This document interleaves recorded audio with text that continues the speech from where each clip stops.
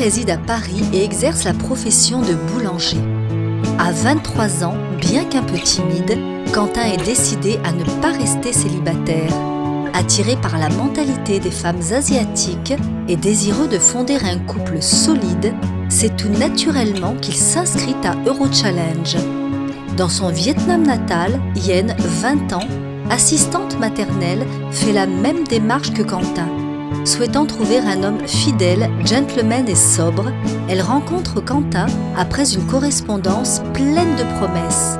Des promesses tenues, puisque lorsque leurs regards se croisent, Quentin et Yen sont aussitôt transportés dans un autre monde où tendresse, confiance et projets en tout domaine sont enfin possibles.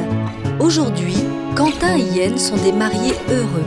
Ensemble depuis maintenant 2 ans, ils sont impatients de concrétiser leur premier projet.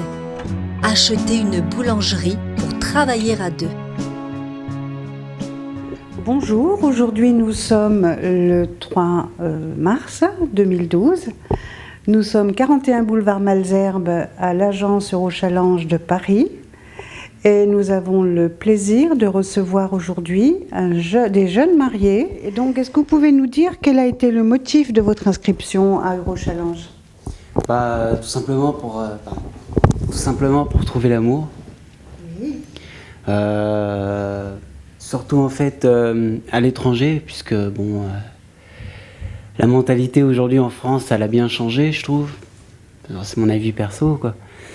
Et j'ai toujours adoré l'Asie. C'est vraiment un continent qui me tient beaucoup à cœur. Pourquoi avez-vous préféré épouser un Français plutôt qu'un Vietnamien ?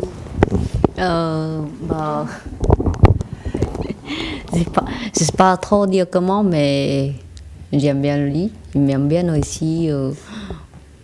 On a beaucoup de choses, j'aime bien ensemble, etc.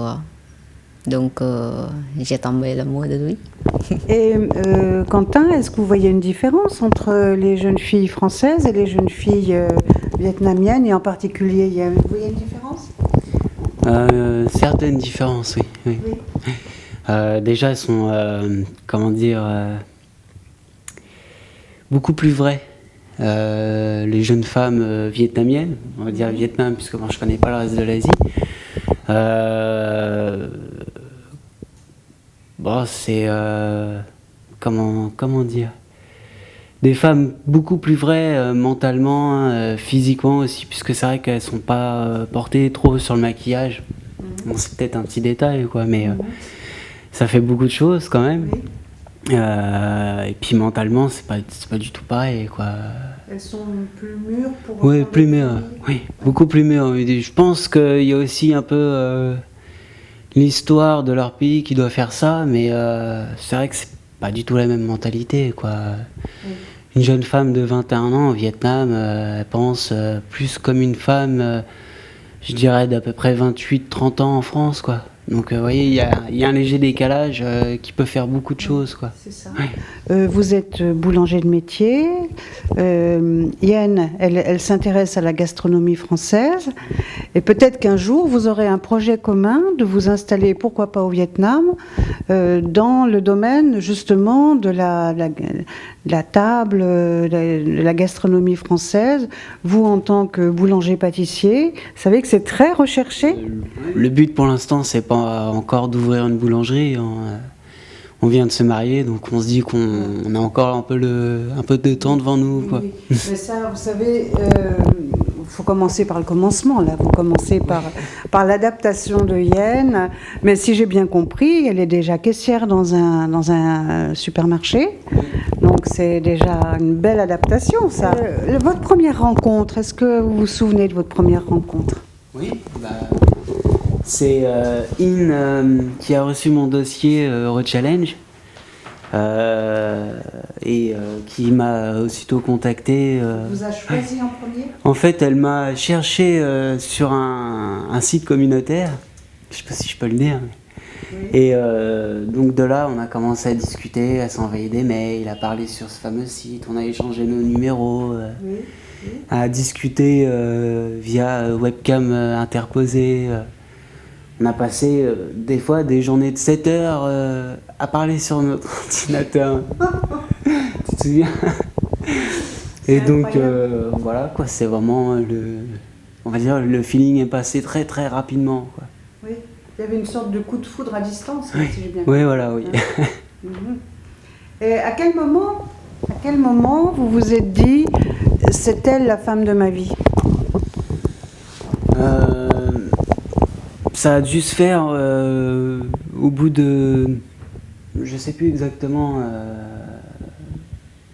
environ 1 mois ou 2 après que je l'ai rencontrée quoi. Ça a été vraiment rapide. Ouais, ouais. Très très rapide. Et quand je suis venu la rencontrer au Vietnam pour la première fois quoi, on a discuté donc du mariage, je l'ai demandé en mariage et puis bah elle a tout de suite accepté quoi. Ouais, on aimerait visiter un peu les États-Unis, la Chine et les pays du nord de l'Europe comme la Finlande, la Norvège puisque ils adorent la neige. Cette année, la neige n'a pas assez pour faire le bonhomme de neige, quoi. J'ai touché, c'est tout. Elle apprend de moi, j'apprends d'elle. Bon, il y a des trucs sur lesquels on va dire on peut pas s'entendre. Par exemple, la musique, on n'est pas d'accord. Leur style de musique qu'ils écoutent, c'est pas...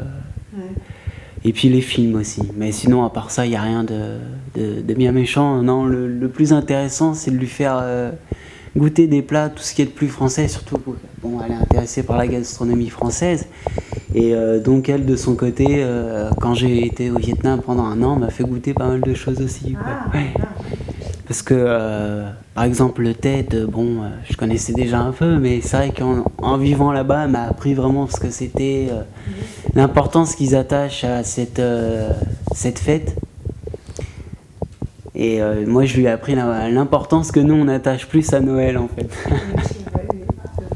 Sans nous, peut-être que ça ne se serait pas fait, peut-être sans nous. Bah, sûrement pas. Sûrement pas. C'est sûr. Parce qu'elle aurait jamais eu connaissance, même de mon existence, quoi. Et voilà, bien sûr. Donc, forcément... Vous faites un joli couple, en tout cas. Merci. Et puis, vous devez faire comme des envieux. Est-ce que vous avez des gars dans votre secteur qui sont malheureux, qui savent pas trop comment faire et qu'est-ce que vous leur diriez à ces gars-là? Bah, je leur dirais d'y aller, de foncer, quoi. Allez, courage, allez-y. Oui, bah oui.